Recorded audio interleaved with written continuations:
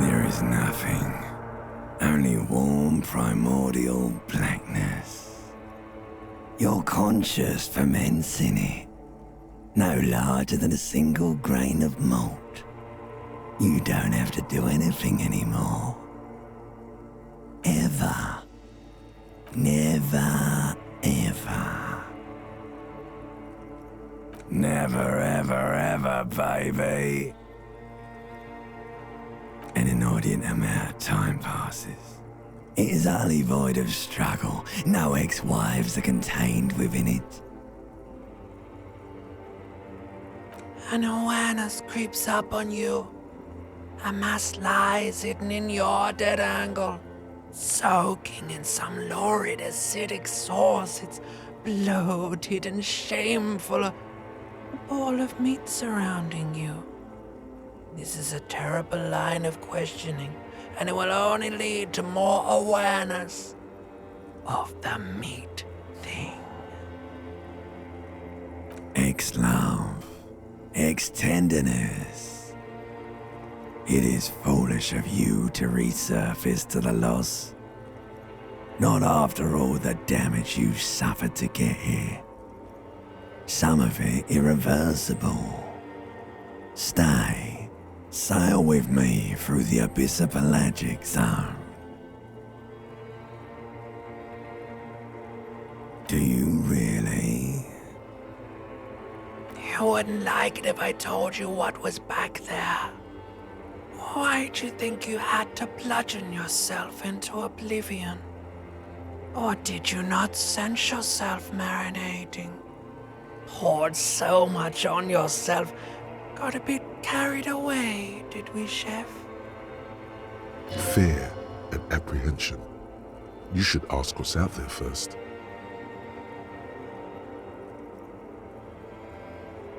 There's this giant ball there. And evil apes. And the evil apes are juking it out on the ball. You're one of them. It's basically all just evil apes juking it out on a giant ball. You can't even make out it's a ball when you're juking it out. It's that large. Infinitesimally small. Vying for resources is just a stupid expression you picked up somewhere. The part of the presentation you want to take home with you is this. You have to beat the other evil apes in the face, or you lose. Somewhere in the sore, bloated man-meat around you. A sensation. Like a fly to the ointment, your conscience sticks to it. The limbed and headed machine of pain and undignified suffering is firing up again. It wants to walk the desert, hurting, longing, dancing to disco music. The stench of liquor rises from your mouth, and with it, an ungodly headache. A fiery streak penetrates your skull, trying to force your eyes open. It's a sound, a clarion call from hell. Somehow, you know what it is. A Caprice Canema motor carriage.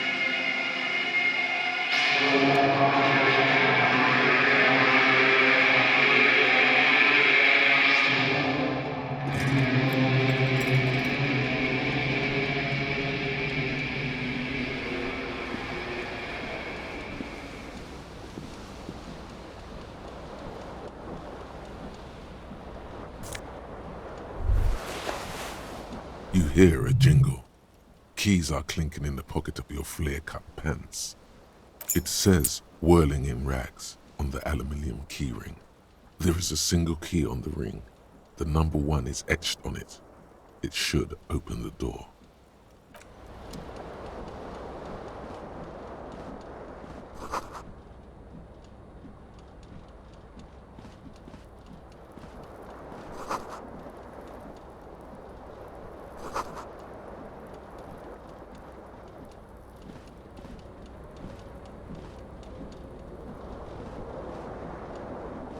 This fan has two chain pull switches.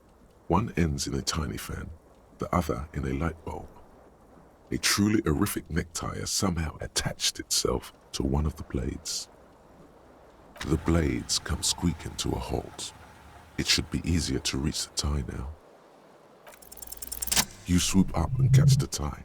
Snap! It's released from the blade. What you have in your hand is a truly hideous necktie with 4 or 5 different patterns. The knot reminds you of a noose.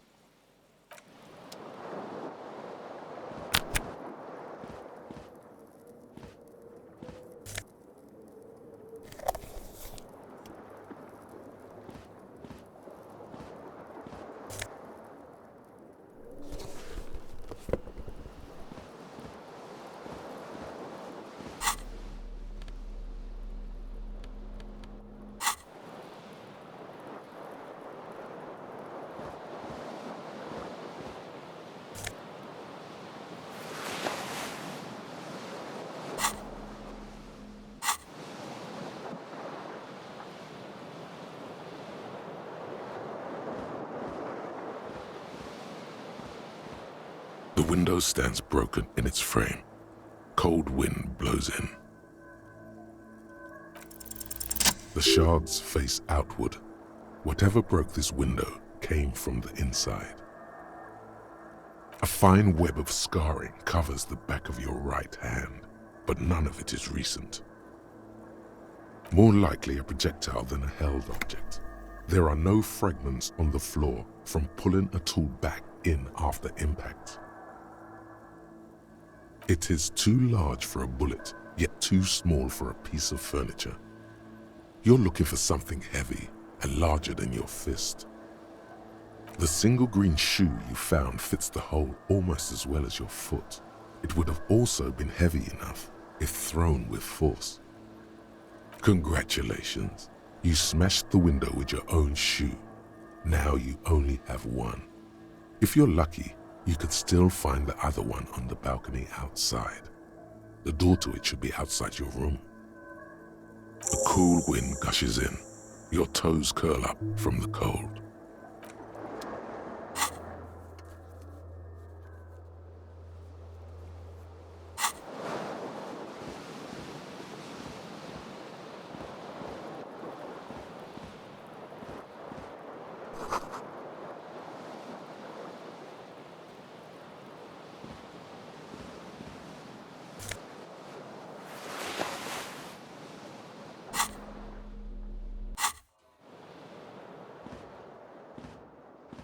A mirror hangs above a bent and broken sink. In a fierce discharge of masculine energy, someone has ripped half the faucet off. Hot water sprays from the base and steam covers the mirror. You cannot see yourself, just the outline of a man. Suddenly, you realize you have no memory of the face that awaits you there, underneath the soft vapor. As you slowly reach your hand towards the surface of the mirror. Abort. You clearly have not thought this through. You won't like what you see there, and you will never unbecome it. Behold.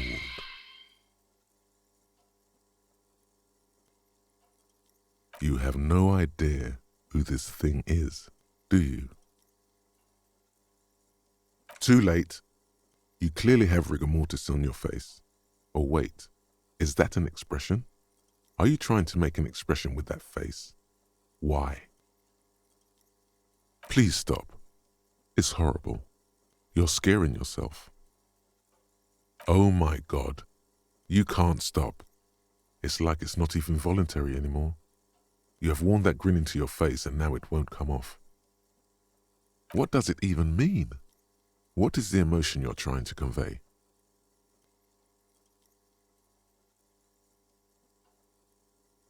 You are correct.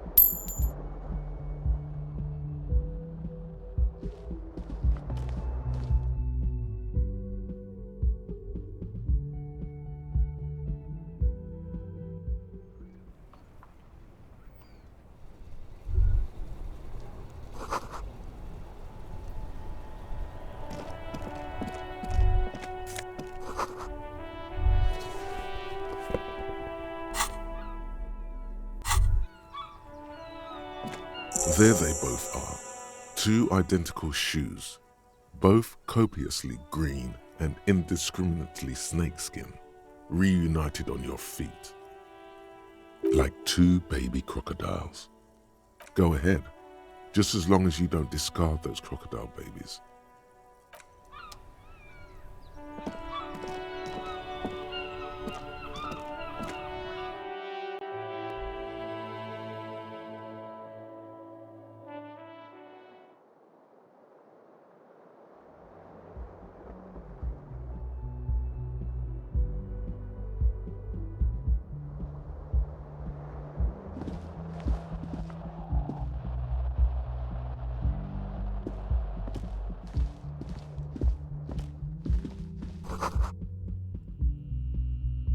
Hello, officer. The young woman raises a cigarette to her lips. Her eyes are brown and her face is speckled with birthmarks. She can't be more than 28.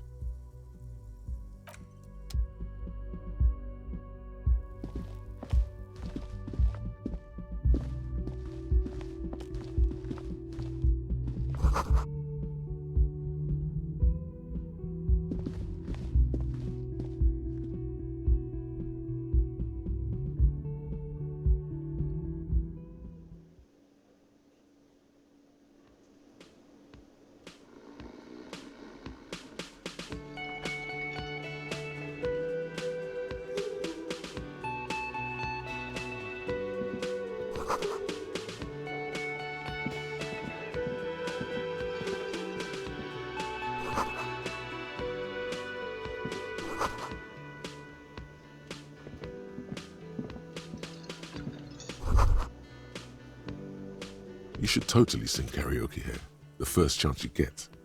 Your emotions need to be expressed. People need to know your vast, oceanic soul.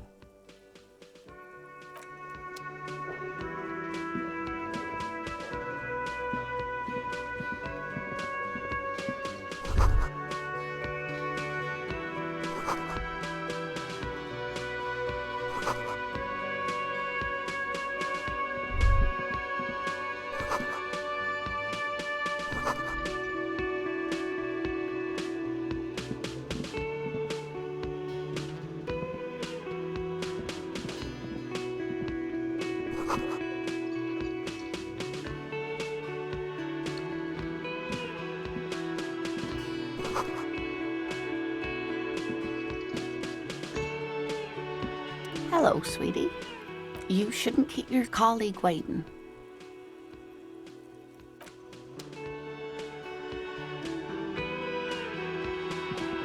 A bespectacled man in an orange bomber jacket is tapping his foot on the floor.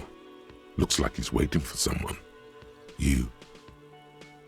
As you approach, he narrows his eyes and extends his hand in greeting. If an assault were launched on this building right now, if the windows came crashing down and the whole world descended upon you, this man would hurl himself in death's way to save you. You are sure of this, but why? Hello, I'm Kim Kitsuragi, Lieutenant, Precinct 57. You must be from the 41st. You realize he's waiting for your name.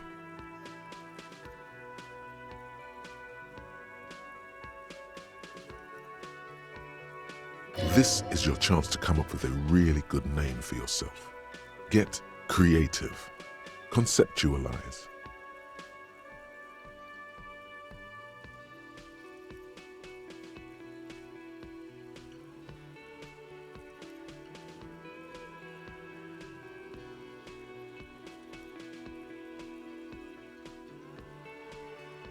It looks like we had a little scheduling error on Sunday. Saturday too, actually. Have you had time to talk to the manager here?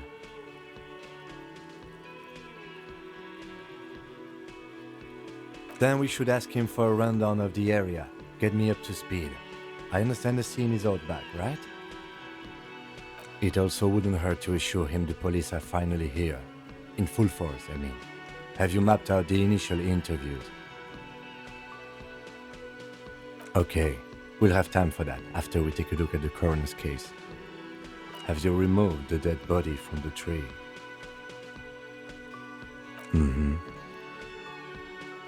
So, the body is still in the tree. This is the first time you detect a weariness in the lieutenant's voice. It is obvious he would have preferred for the body to no longer be in the tree.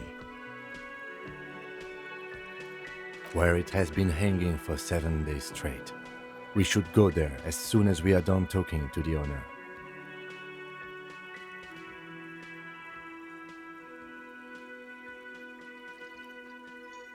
I was sent here to meet a detective from Precinct 41.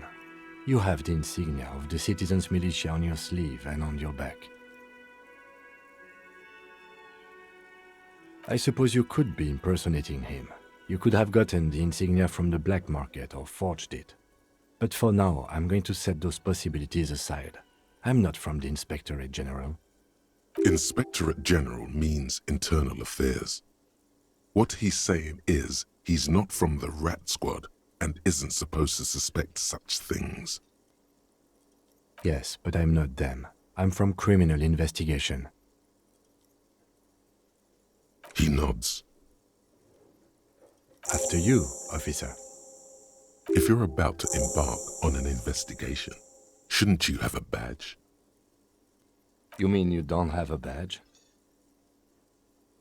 Losing your identification card is a serious matter. My vehicle has a shortwave. You can use it to report your badge missing. I advise you to try to locate it as quickly as possible, but getting the body down should still take precedence.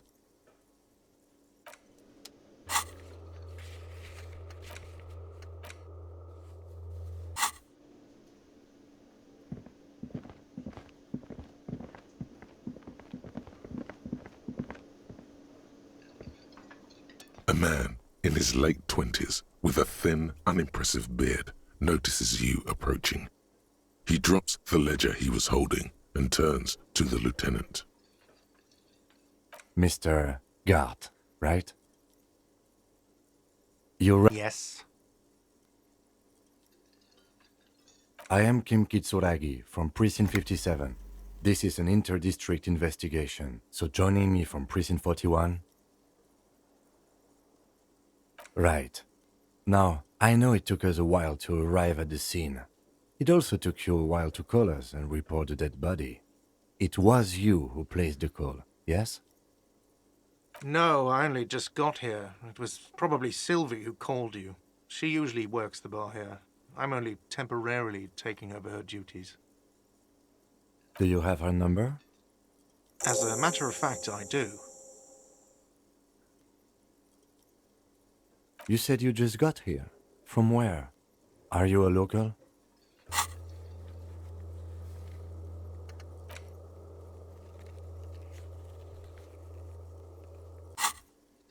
What, of Martinez? No, I live in Jamrock. I only sometimes come here to keep an eye on the place. This is just one of the many, many cafeterias I manage. But you still know your way around, yes? In case we need directions. Yes, I know where some things are, but as I said, I don't live here. I just used to work here. And I'm not going to start working here again, if that's what you think. I didn't imply that. Detective. I have everything. You? The body was behind the building, right? How do we get there? Behind this building, there's a courtyard. They hoisted him up on a tree there. And how do we get there? See that door there? Go out and turn right. There's a big hole in the fence. No need for a key. Just go through that hole and you'll be in the courtyard. Let's go. Not so fast. You owe me 130 real.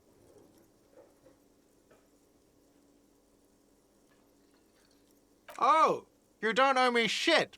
Well, officer, you're right. You don't owe me shit. You owe me money. We do not need to assert ourselves here. We only need instructions from him. This is the proprietor, remember?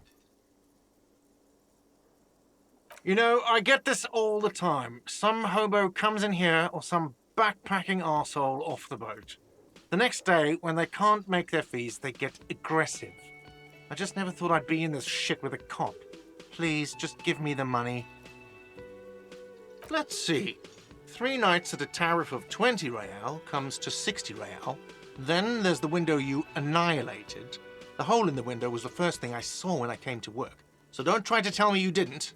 That will be 40 real in damages. Another thing you've annihilated is half the bar. You've run a tab of 30 real. Actually more, but we'll round it down to 30 for your hard work maintaining the stability and order of Revachol. That's 60 plus 40 plus 30 equals 130 real. And yes, real is still money. What are you, brain damaged? Money is what grown-up people use to pay for things. Things like this hostel room or 8 bottles of potent blend and 9 packs of Royal Extra. We use it for everything, really. Are you serious? From your work? I don't know. You can take bribes, I guess. I'm sorry. I don't think cops can take bribes. Some do take recompense, but only to survive. Yes, it is.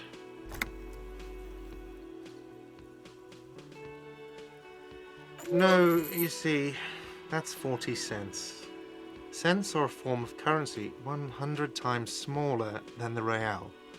I'm not even going to take this. Come back when you have 130 real. He stands silently, looking at the coppers on the counter. Isn't it evil? The order of magnitude between what is asked of a person and what they have. There's a shuffle of nylon as Lieutenant Kitsuragi looks for something in the pockets of his orange bomber. That's Cop 4. I haven't offered to pay because I don't have any money either. I'm sorry, but he has to pay. I can't let him stay here any longer if he doesn't. If he doesn't have the money by tonight, then... Officer, maybe you are better off working this from home for now. You live in Jamrock, right? It's not that far away.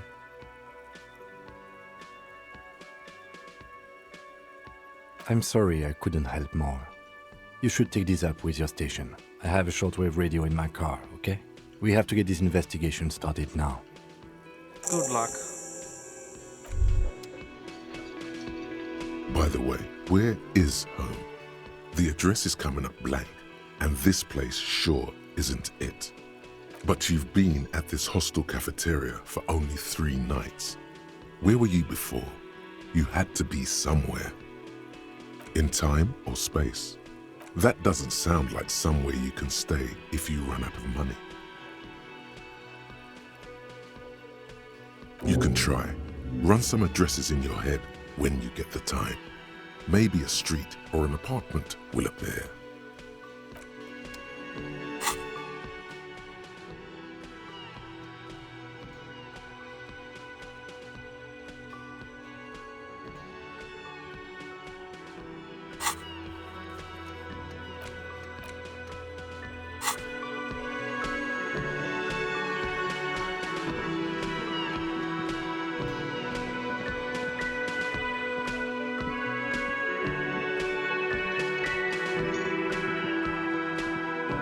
Hello again, sweetie. I see you've met up with your colleague. The lieutenant nods politely. Wait, who's Sweetie?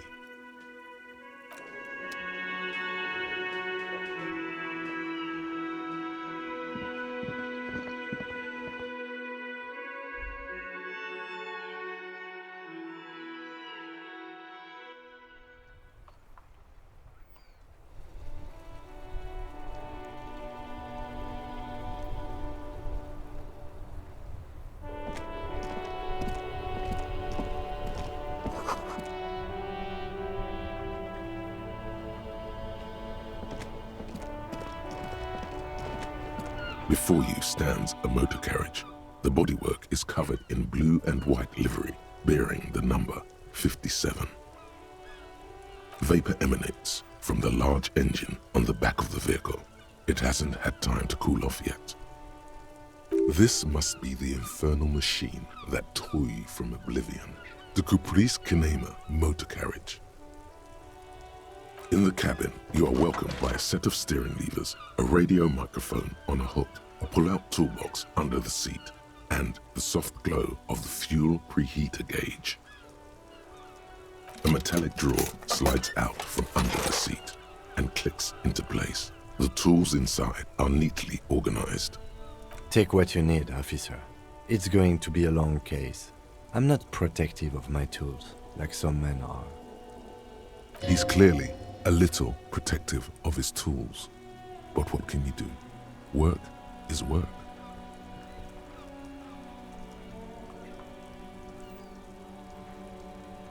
The pry bar feels nice and cold in your hand, heavier than you'd think. Useful for opening all sorts of doors and lids. The handles are long and sleek. Snap, snap go the cutters in your hand. It's robust, weatherproof, and well-made. Police issue, blue. The pull-out toolbox slides back into its nest. Preheater gauge casts a warm glow on the steering levers and the radio on its hook. As you tap on the gauge, the indicator pin jerks as if startled. It's in the large orange sector, indicating the engine is warm. Next to the gauge is a red switch labeled heat. There's no use pressing the heat button. It won't start without the ignition key. Translation: we're not going anywhere right now. Alternative translation: don't even think you can drive my MC. The white suede feels luxurious under the touch, and the metal clutch handle so very familiar in your palm. The frequency tableau lights up, and the green button labeled Prime Line glows like a feline eye. And then you hear something. The soft purr of electrical kittens, radio waves cast far and wide over the metropolis. A woman's voice greets you through the static. This is Precinct 57. Hello, Lieutenant. How may I assist you? Hello, Alice. Please assist our colleague from the 41st precinct here. I'm putting him on. Operating the radio is easy. Just be confident. You've probably done it 1,000 times. This is Officer Alice Demetri, Precinct 57. How may I assist you?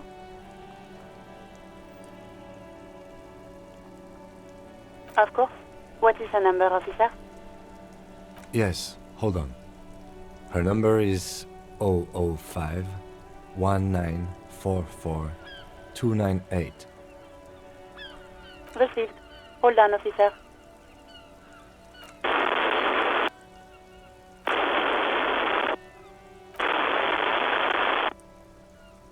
Lieutenant Kitsuragi slowly begins to tap a little rhythm with his right foot. Quite a lot of time has passed.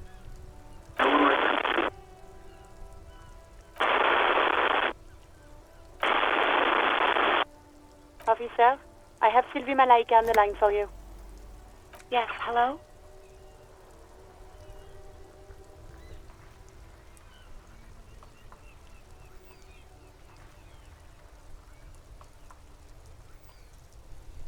Oh, right. Hello, officer. What can I do for you?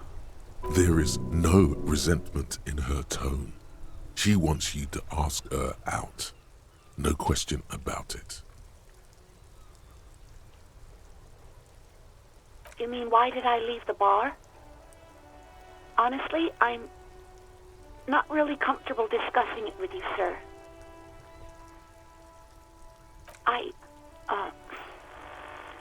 Let's just say I left because I needed to get away from someone. You know whom? Maybe, I don't know. I just know I have to take some time off right now. No, not me.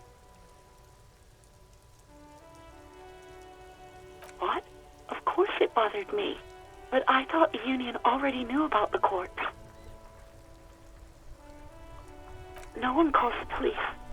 The Union would get angry.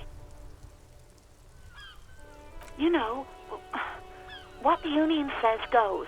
People listen to them and they take care of their own, which is like everyone here.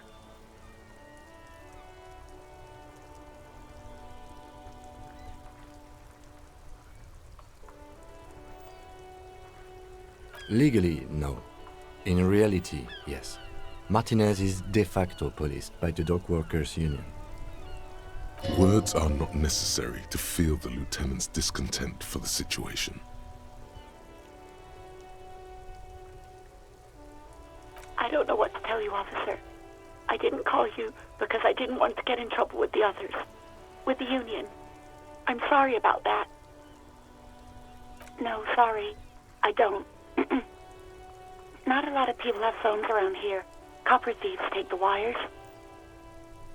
People don't have the money to have the cables put in again. They use the Union's phone, or the one on the coast. It was someone else. We'll find them sooner or later, officer. It just might take a while. Yeah, go on. I do hope so. Please, don't call me again. Bye. You hear the call breaking up on the other end of the radio, and then the already familiar voice. Anything else I can help you with, officer? Just a second, officer.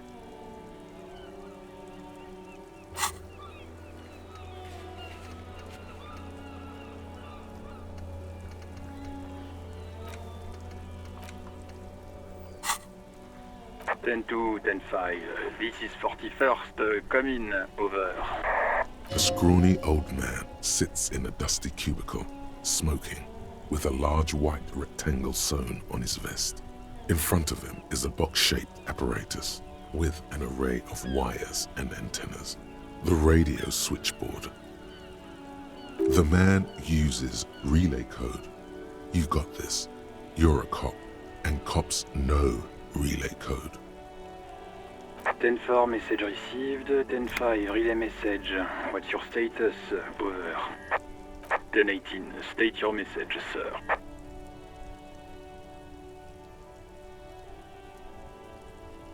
10-9, over. 10-4, message received. This is a very serious situation. I need to 10-22 the captain. Over. Is it him? What does he want? Says he lost his badge and needs to report it. He what? He lost his badge? Who lost his badge? Dick fucking Mullen. Who do you think? It's Officer Dick Mullen from the bestseller Dick Mullen and the Lost Identity. Dick Mullen is not your name. It's the name of a fictional detective who would not lose his badge. Defend yourself. Immediately. They're laughing at you. 10-4, I hear you, officer. I'm just going to make a note here that you are in pursuit of your misplaced badge. Over. Fuck me! Mac, come here! You've got to hear this. Dick Mullen lost his badge. What's going on? Super Copy lost his badge. He lost his what now? His badge. He lost his goddamn fucking badge. 10-9, come again. I didn't get that. Over. New heights even for Captain Sober. Ask him. Ask him if he's lost his gun, too. Sergeant Orson wants to know if you lost your gun, too. Over. Check your pockets. Check your... Holy fuck. You don't know where it is, do you? No. It's gone. It's not fucking on you. 10-9, come in, officer. Did you get my question? We were wondering about your gun. Over. 10-1, you're breaking up. 10-9, repeat. 10-9, come in, officer. Over. Come in, officer. 10-9, repeat message, please. Did you misplace your firearm? Over. He says he doesn't have it. Dear God, he lost his gun? Oh my, I can't. This isn't really a laughing matter. Mac can face a giant of Coco Nur by himself, but Disco here made him piss his pants. Oh, I can't. Fuck. He lost his ass. He still got his wiener. I'm not going to. Ask him. Sergeant Orson here is wondering if you are still in possession of your genitalia. Over. That's a negative. Not going to say that. Over. What's he saying? Share with the class. He said he sodomized your mother. The prick ate Mama's vanilla waffles at the captain's birthday party. Some nerve he's got.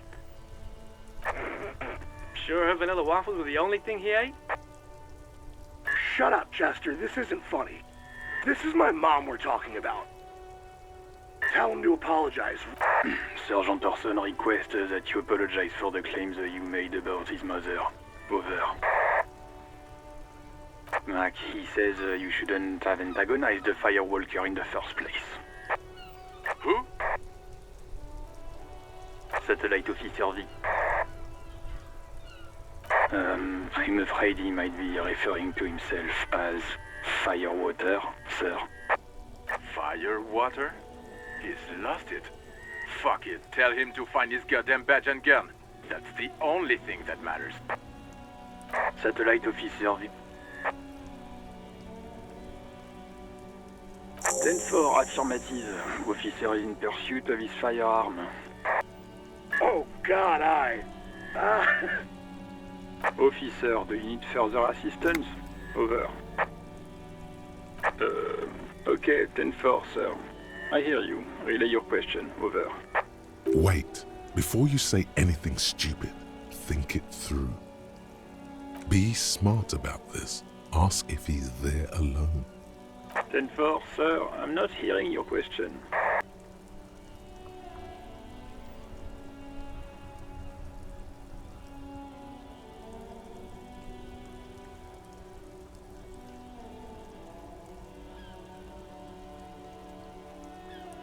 What?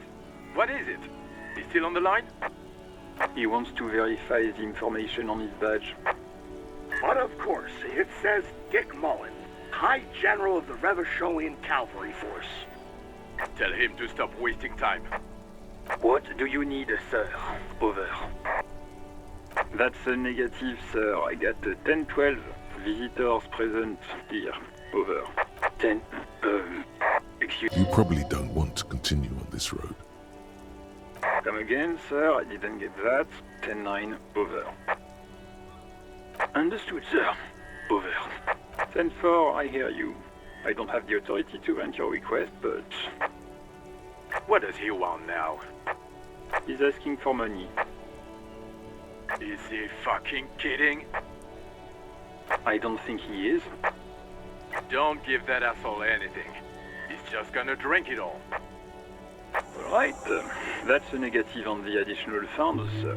Over. Anything else, sir? Roger that. 10-10. Over and out.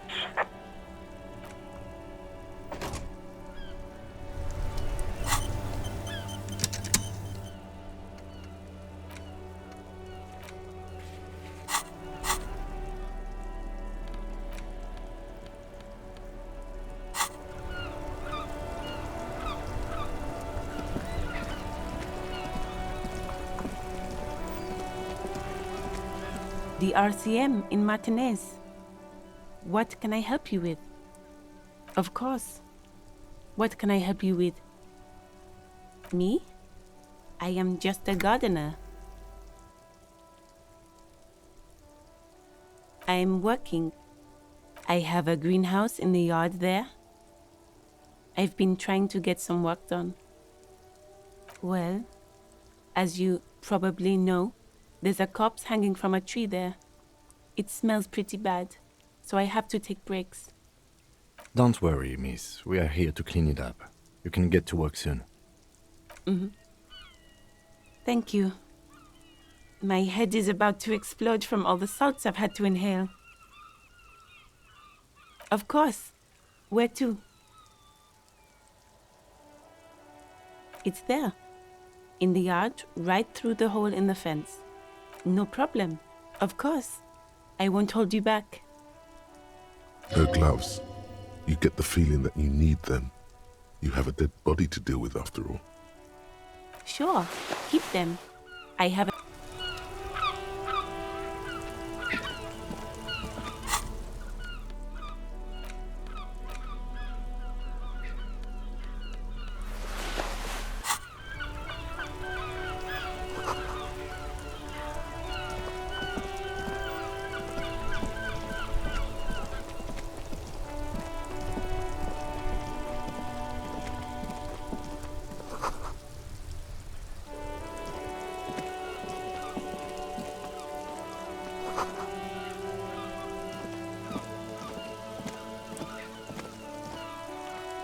You see a set of tire tracks in the brown slush that covers the plaza mosaic. Hard to say. Your vision is blurred and you're having difficulty concentrating thanks to your relentless hangover. Cop habit. You look at everything. This isn't case related, you think.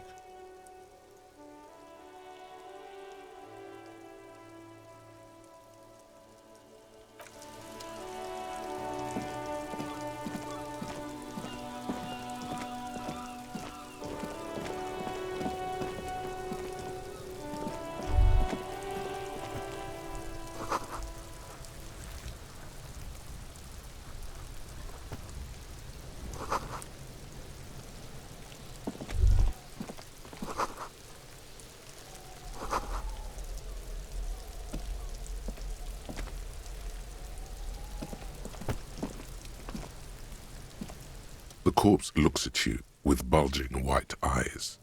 The face around them does not look human. It's swollen and ready to burst. His lips are fish-like and his tongue like a ball gag in his mouth. You seem to be holding your breath. A cargo belt twists his neck at an unnatural angle. The body below appears stiff. It's letting out an ungodly rot. The smell seeps in even through your clenched nostrils. Active decay. It's okay to throw up, officer. No one is judging. He's about to blow! Cock's gonna blow, Kuno!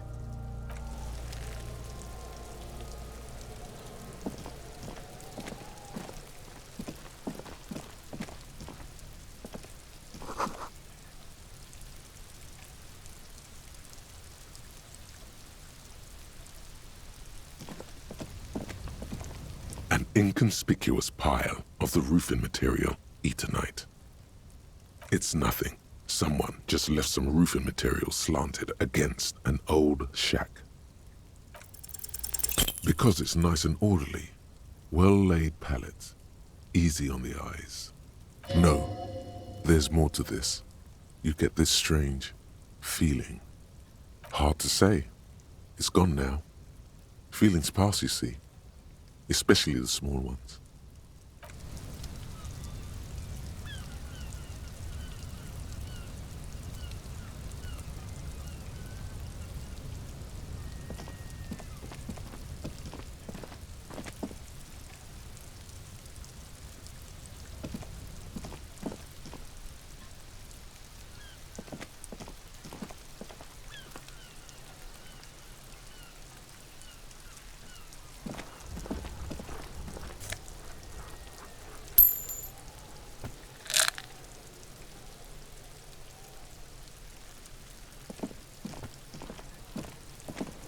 There are several footprints in the mud, left by work boots. Anywhere from 6 to 12 pairs have walked here. Heavy workers' boots with reinforced toes and hobnails, all over the yard. Isn't this something an industrial worker would wear? Noted.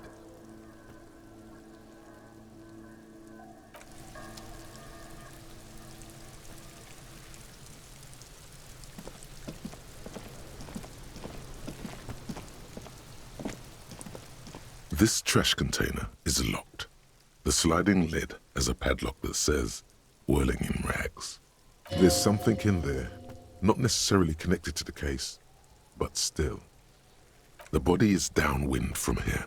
Maybe you prefer the smell of garbage to the smell of death. Trash, food waste from the cafeteria. They lock these containers to keep the derelicts from flocking in. Could be evidence too.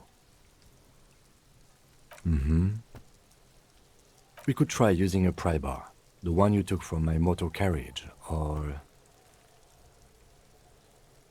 We might want to ask for a key from the manager of the Whirling in Rags. He probably has one. And he also has information.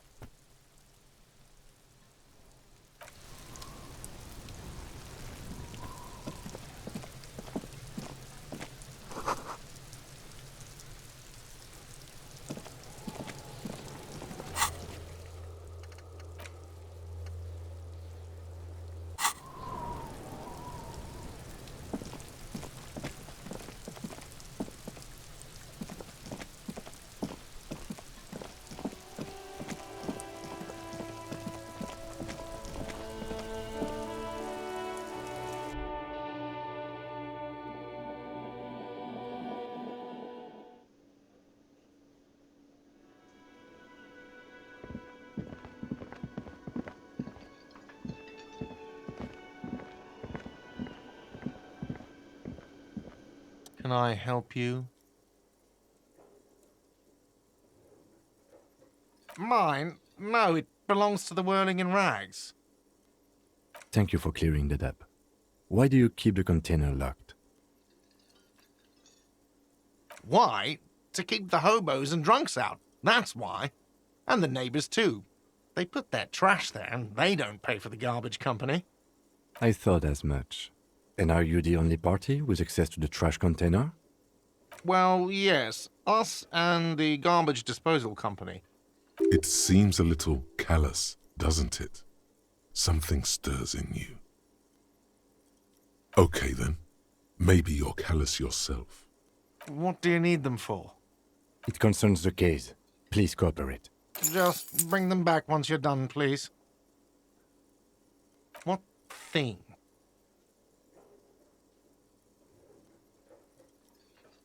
Yes, not the whole damn union, thank God. Just the nastiest and loudest faction. They come here in the evenings. Dumb, unruly types. Think they're big shit. But they're good customers. They place big orders and always pay on time. We should find out who this Lord faction is, occupying the booth. Loudness means talkative, and we need info.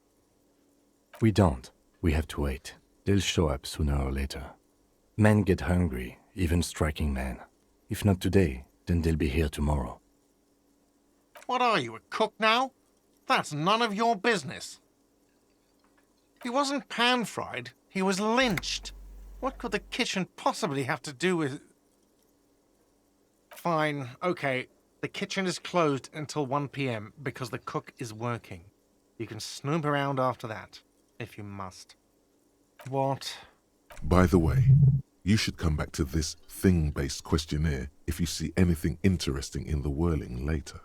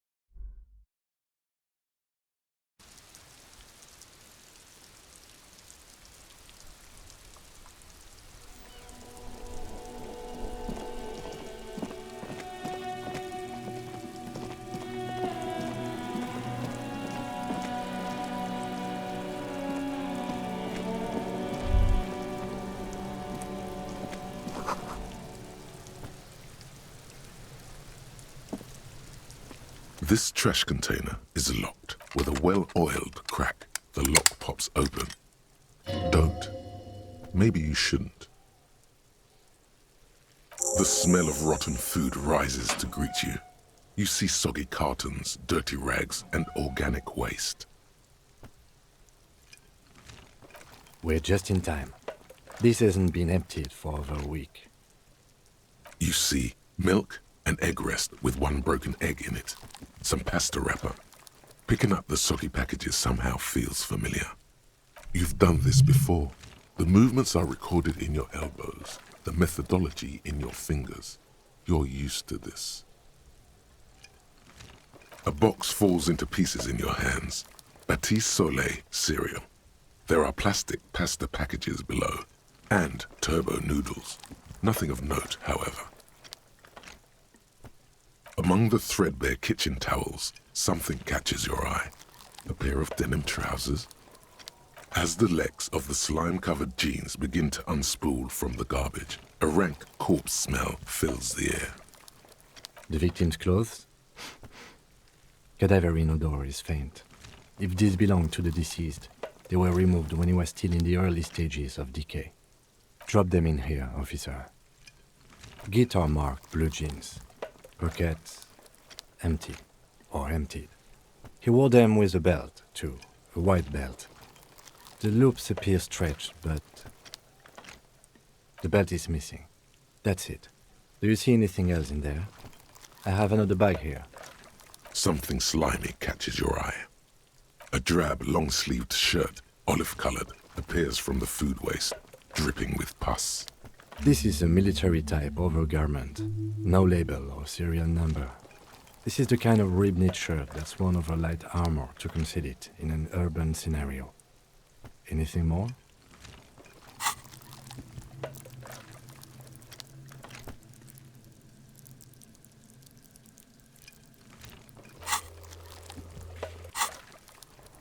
The rest of the rags are just kitchen variety waste. A yellow old mug that catches your eye. But other than that... All right. We should go to Gart again and ask if he knows who put the clothes in the trash. It could be as simple as someone from the hostel cleaning the yard. Or that one. I'd advise against confronting that force. The lieutenant nods. Then it's just organic waste, cold and slimy on your hands. Apple and potato peels, mostly. Unidentified sludge, and the occasional chicken bone thrown in for good measure. But hey, nothing. It's nothing. Nothing more to see here. What's this? A blue piece of plastic sticks out from the apple peels. It's shiny. Looks like the corner of something. They look badly damaged, but you can still make out forms and notes, written in a man's handwriting. Officer, is that your paperwork? Yes, it is. Look. This plastic has the RCM street grid on it. You've even got an autopsy form. If you don't mind me asking, how did this get in the trash?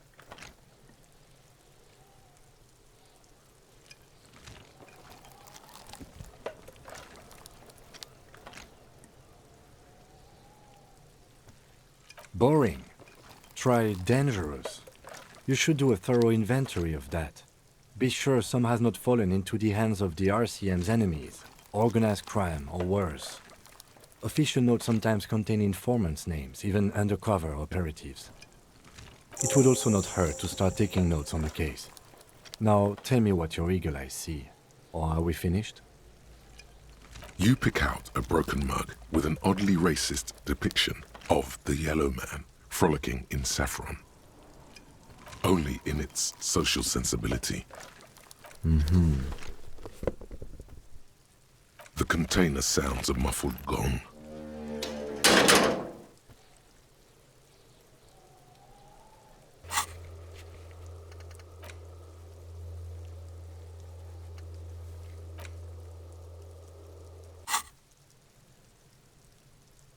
That's one thing off the list. I think we got it all.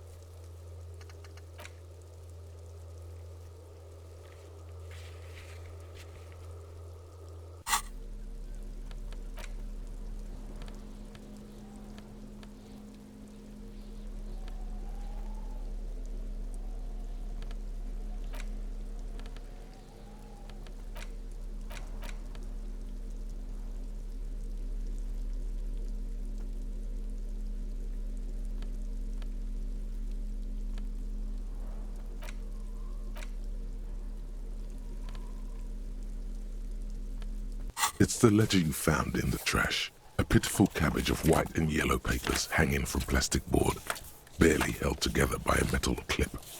This sad display is made complete by the faint smell of urinal cleaner. Right. What more do you need? A rubber condom stuck to the back. A graffito that says defeated. I think you catch the drift. Below the pathetics, terror. Do not look into its blue heart. An aluminium block runs the width of the board, biting down on the paperwork.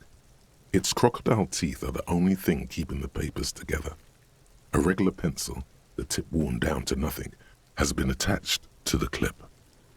The surface is interrupted by a silvery sticker.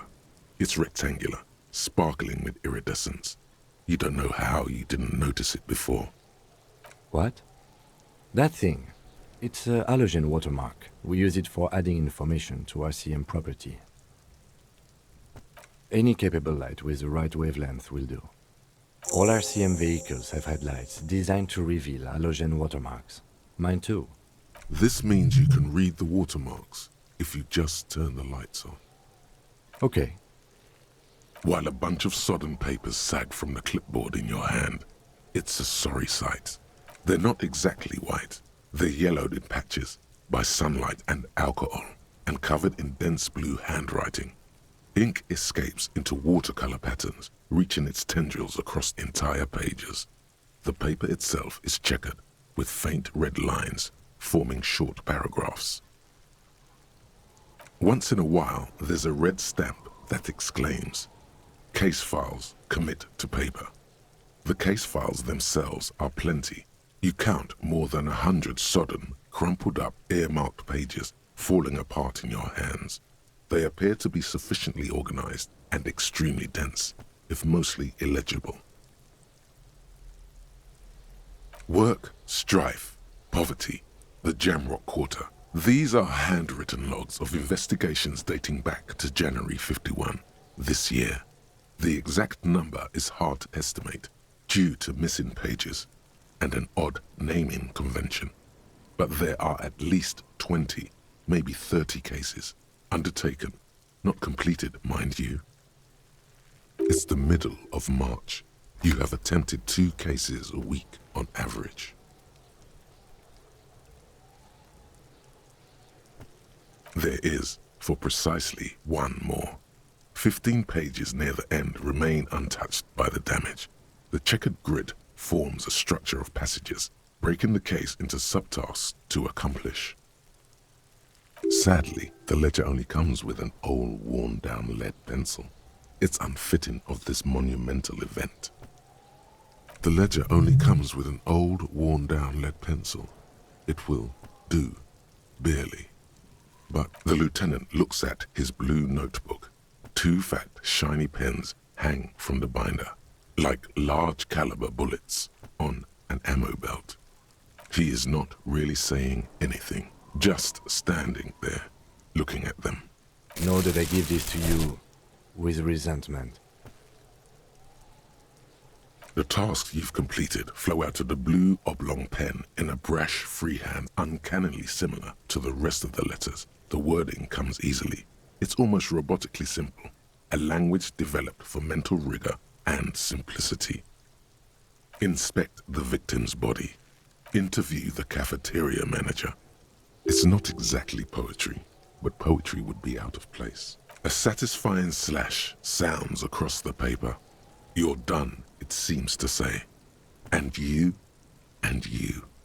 Things to be done and things already done. The composition of reality. This is an extremely useful tool for a detective of the citizens' militia. Now all that remains is to name the case. No, actually. Any ideas? Great. That's great. That's actually what I was thinking too. The Hanged Man. Good, strong name.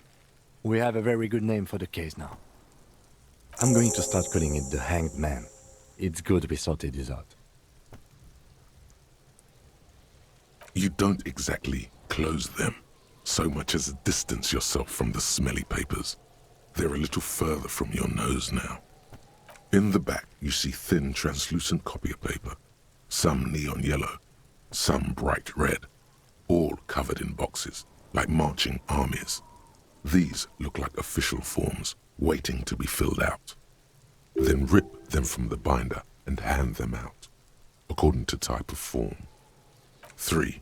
The topmost are misconduct fines, the middle ones are station calls, and the bottommost are field autopsy forms. Each is easy enough to make sense of. You don't have to be an intellectual giant to do police work. The rest of the stinking cellulose is much worse for wear. Being sandwiched between the board and the rest of the paperwork must have spared the fragile copier paper. It's made of dark blue plastic, hard enough to beat someone to submission with. The edges are rounded, however. The U4 size board feels thick and heavy in your hand. Light shimmers on its wet surface. On the back, you see the embossed letters, RCM. Something rattles inside, ever so lightly. Is there a hidden compartment? The plastic shimmers like lapis lazuli, but it is not see-through. You cannot see to its center. With your hands, U4-sized pages hang from the clip screwed to the top of the board.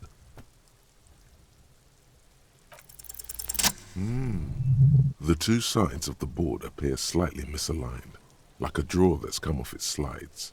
If you bend the plastic on your knee slowly, the slides snap back into place. It should be possible to just, Without resistance or sound, the two panels move against each other. The compartment is now open. 2 ticket stubs and a handmade postcard. 2 octopuses are smiling, reaching their tentacles toward each other in the colored pencil drawings. The tickets permit access to the zoo in Revachol East. The aquarium costs extra. These let you go there too. Thin wax paper has been glued to a piece of cardboard. Sounds like leaves rustling when you pick it up. You see violet flowers, floral patterns, patches of glue. Familiar handwriting lines the inside of the card, looped, round letters in a woman's hand. A young woman in her 20s. There is care, effort, and a smile, you think. Although that is not something you can read from someone's handwriting. Harry, it begins. You're already reading. I wanted to write you a letter so you can read it when you wake up. Maybe it will make you happy. Throw it away, please. Your hand shakes, holding the card. Every morning when I step out and you're asleep behind me, it says, I find a little piece of sadness in me. I carry it in my chest, down Voyager Road. Every step I take, it grows. By the time I reach the fuel station, it has filled me entirely. I step onto the light rail and look back. Sparks fall from the bow collector. I know it will be like this until late afternoon, when I get off the 42 and walk back to you. You. Every step I take will get lighter. Kisses, kisses, kisses. You feel the air sucked out of your lungs and the blood sucked out of your head. Everything around you gets dark. Small white dots appear. You feel the ledger slip from your hand. No, hold on. To what? There's nothing. Detective, is everything all right?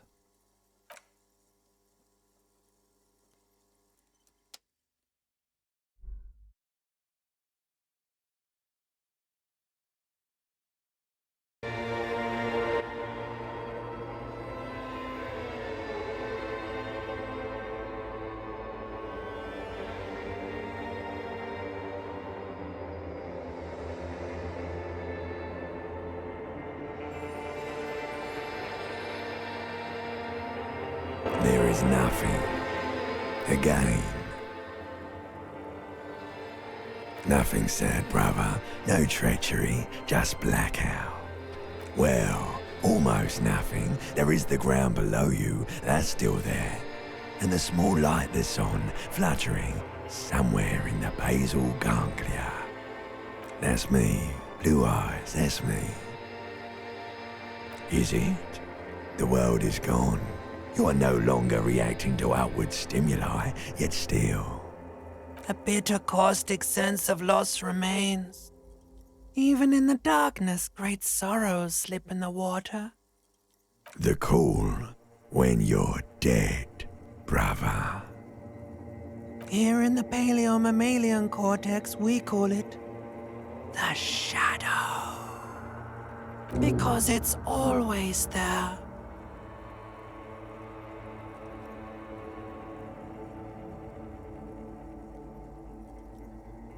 There is no Voyager Road. There are no roads, no houses, no lights in the windows. It's all on pause. Bloated corpse of the past resurfacing. Beautiful. Believe me, stupid ape, its lack of beauty was not the problem. You think they would let you? Until you disintegrate into biomolecules? No. Someone is breathing on your face now, inspecting your pupils, stupid idiot.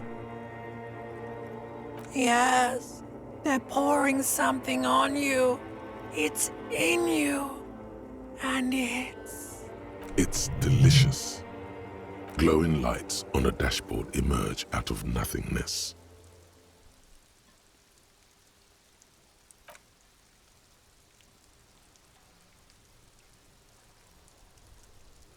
Drink.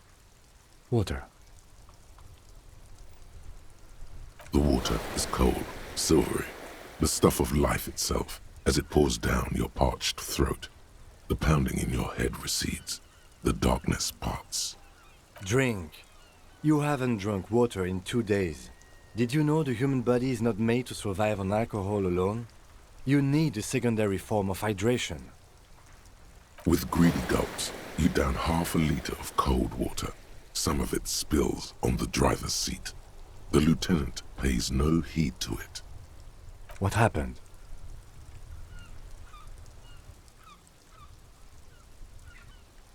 Right. You dropped these. Are you okay to proceed? Good.